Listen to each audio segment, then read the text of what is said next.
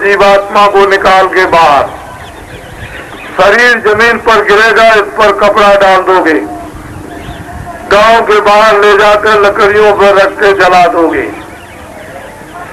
ये मकान और जमीन और घर का सामान और आपके दोस्त मित्र बच्चे जिनको तुमने अपना बनाया था कि मेरे काम आएंगे, वो तो सब ये पड़े रहे।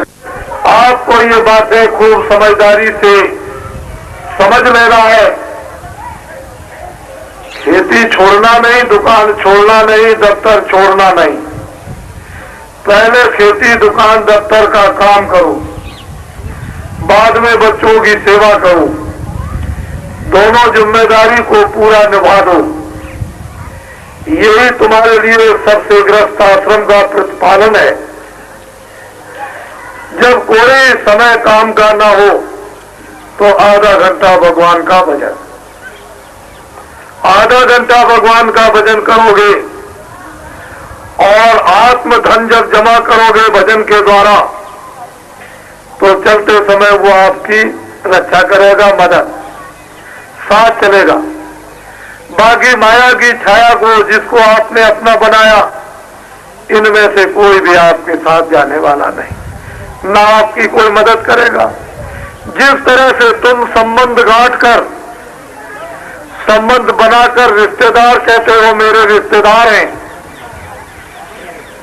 इसी तरह से अगर तुम ये समझकर कोई सबसे बड़ी रिश्तेदारी बना ली जाए, जो इधर भी मेरे काम आए उधर भी काम आए, वो कौन होते हैं? ऋषि मुनि महात्मा साधु संत, जो उस परमात्मा को प्राप्त चिल्लाते और विलाप करते हैं, अरे ये जो देख रहे हो बाहर की आंखों से, इसमें तुम्हारा कुछ भी नहीं है, और तुम्हारे अंदर जो जीवात्मा बैठी है उससे तुम देखते, वो सब कुछ तुम्हारा था, उसको तो देखना तुमने बंद कर दिया, उसको तो तुमने देखा नहीं, और ये देखते हो ये तुम्हारा है नहीं, जो तुम्हारा उसको तुमने जाना नहीं।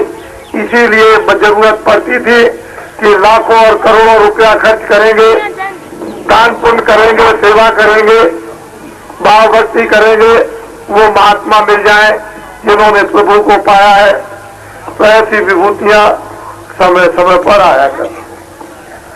अब बड़े ध्यान जाएगा तो मुक्ति और मोक्ष तो सस्ते में मिल जाएगी, जो बहुत कठोर और असंभव है।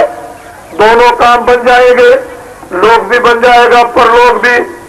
लेकिन आपने इन बातों को जब भुला दिया तो रामायण, गीता, भागवत, वेद, मंदिर, देवता, गंगा, जमुना, जल, पृथ्वी, अग्नि, वायु, आकाश, इन सब देवताओं को आपने छोड़ दिया।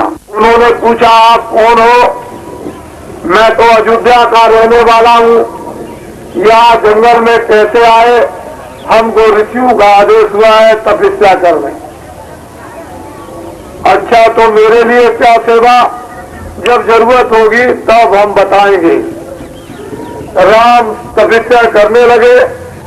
राज में प्रजा बड़ी पीड़ित है और पापों से लग चुकी है। ऐसा काम राजाओं करो कि पापों से मुक्त तुम्हारी प्रजा हो जाए। एक बार समझाया, दो बार समझाया, नारद जी को नाराजगी आई।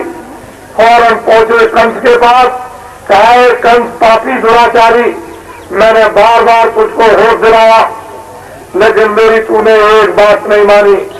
जा, मैं तुझको बताया जाता हूँ, तेरी बहन से तुझको मारने वाला पैदा होगा। नारद जी जा रहे थे, बुलाया, कहा कि आपने कहा था मेरी बहन से मारने वाला मुझको पैदा होगा, तो कितने बच्चे पैदा होंगे कि 8? कौन मुझको मारेगा ये नहीं बताया। एक तरफ से मारना शुरू कर दिया, 7 बच्चे मार दिए, 8 में कृष्ण पैदा हो गए। लेकिन लोगों ने विश्वास नहीं किया। पर समय काल सबको सबक देता है, सबको शिक्षा देता है, सबको मजबूर कर देता है, और वक्त तो बदलता ही है। चाहे आप मानो न मानो, कृष्ण को, राम को पहचानो न पहचानो, मोहम्मद और ईसा को मत जानो, आप बौद्ध और महावीर को मत पहचानो, तुलसीदास मीरा को तुम जहर और भी पिला दो, लेकिन वक्त बदलता है। ऋषियों की, संतों की कभी बाणी मिथ्या नहीं जाती है।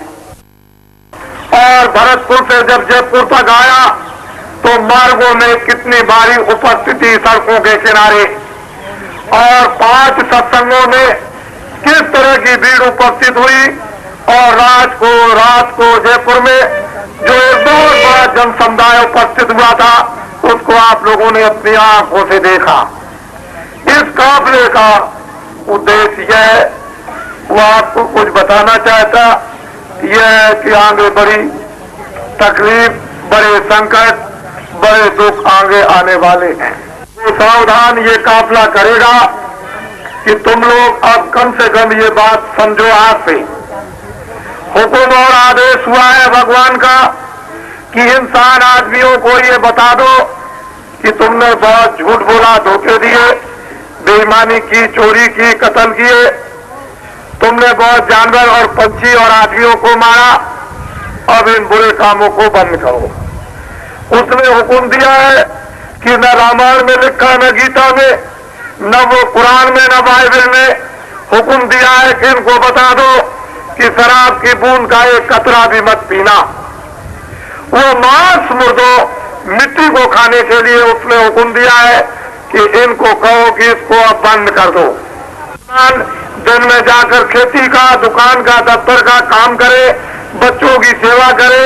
इन लोगों से ये कहो कि हिंदू आधा घंटा भगवान का मनसूफी मंदिर में सच्चा भजन करें।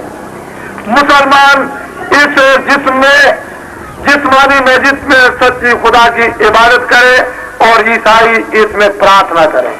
तीनों जातियों के लोग अगर वास्तव में अपने अपने काम, बच्चों की सेवाओं में लग जाए और आधा घंटा इबादत भजन भगवान का सच्चा करने लगे, तो दुनिया की सारी आने वाली आई हुई तबादत, मुसीबत और ये संकट आपके टल सकते हैं।